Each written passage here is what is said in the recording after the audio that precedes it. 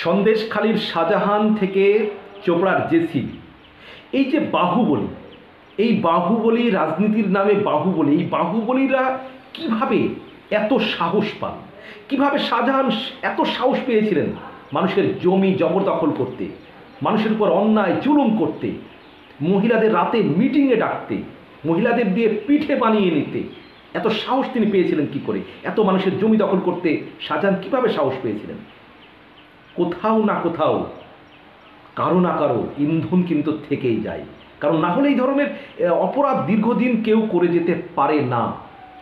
সেটা চোপড়ার ক্ষেত্রে, জেসিবি তার ক্ষেত্রেও কিন্তু একই কথা বলা যায়।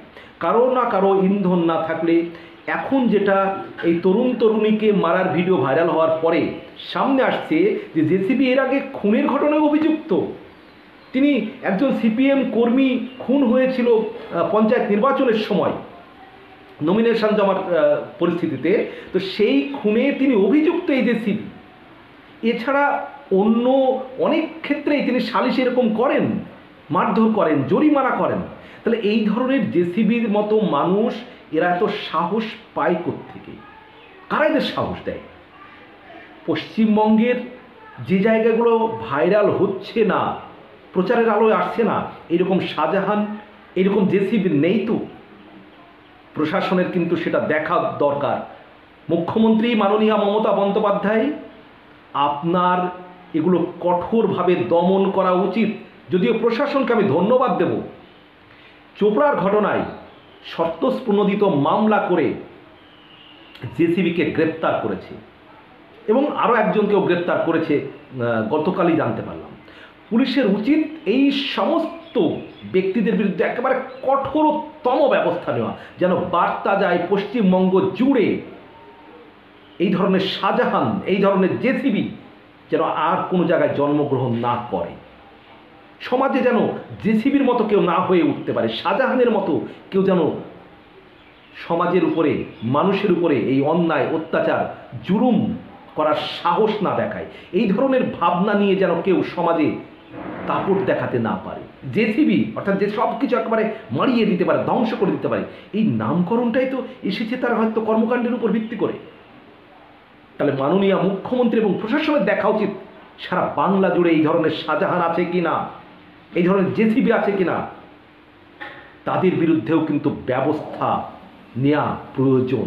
এবং এদের বিরুদ্ধে এমন ব্যবস্থা নিতে হবে, জেসিবির মতো ব্যক্তিদের বিরুদ্ধে, যেন বাংলার অন্যান্য প্রান্তে এই ধরনের ব্যক্তিরা যেন আগে থেকেই তাদের মনে ভয়ের জন্ম নেয়।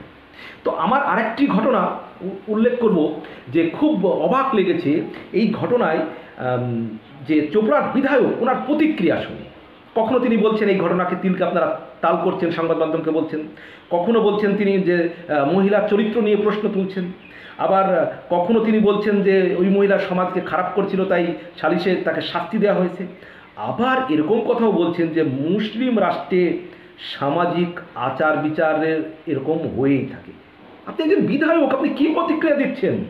আপনি জানেন না এটা মুসলিম রাষ্ট্র নয়? মুসলিম রাষ্ট্রে কী বিধান হয় সেটা এখানে বলতে হবে আপনাকে, এখানে আমাদেরকে শুনতে হবে। আমি এই বিধায়কের, চোপড়ার বিধায়ক হামিদুর রহমানের প্রতিক্রিয়া শোনাবো আপনাদের, যে তিনি কি বলেছিলেন। প্রতিক্রিয়াটি শুনুন, তারপরে আমি বলছি। আরে এটা তো অন্যায়, আমরা সবাই বলছি রে ভাই। আর অন্যায় তো মেয়েটাও করেছে না, নিজের স্বামী, নিজের ছেলে মেয়ে বাদ দিয়ে ও দুশ্চরিত্রবান হয়েছে। এখন তো একটা আমাদের মুসলিম রাষ্ট্রের সামাজিক আচার বিচার হয়ে থাকে, বিচারটা যেইভাবে হওয়ার কথা ছিল তা না হয়ে বিচারটা বেশি বেশি হয়ে গেছে। এই হামিদুর রহমান, যিনি লোকসভা নির্বাচনের সময় বিরোধী দলকে কি হুঁশিয়ারি দিয়েছিলেন?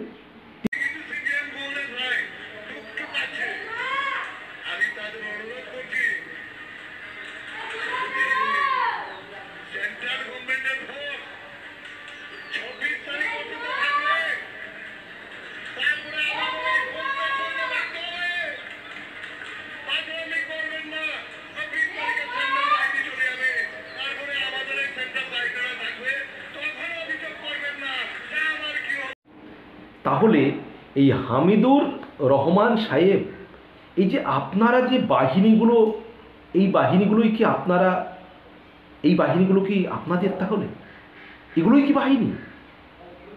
এই ধরনের মানুষকে প্রশ্রয় দেবেন না হামিদুল সাহেব। যদিও তো আপনি পরবর্তীকালে যে প্রতিক্রিয়া দিয়েছেন, সে প্রতিক্রিয়াতে আপনি অনেকটাই কথা, আপনার যে মন্তব্য অনেকটাই সংশোধন করেছেন, যে হ্যাঁ এরও শাস্তি হওয়া উচিত। আপনি আর সাপোর্ট করেননি, সেটা সোশ্যাল মিডিয়ায় তোলপাড় হওয়ার পরে বিভিন্ন দিক থেকে চাপ আসার পরে। কিন্তু হামিদুর রহমান সাহেব, আপনার প্রথম থেকেই প্রতিক্রিয়া কিন্তু আরও অনেক সতর্ক হওয়া উচিত ছিল। আপনি একজন বিধায়ক, এটা ভারতবর্ষ, এটা কোনো মুসলিম রাষ্ট্র নয়। আর এই ধরনের অপরাধীদের, এই ধরনের ব্যক্তিদের আপনারা যদি প্রশ্রয় দেন, সমাজটা কোন জায়গায় যাবে?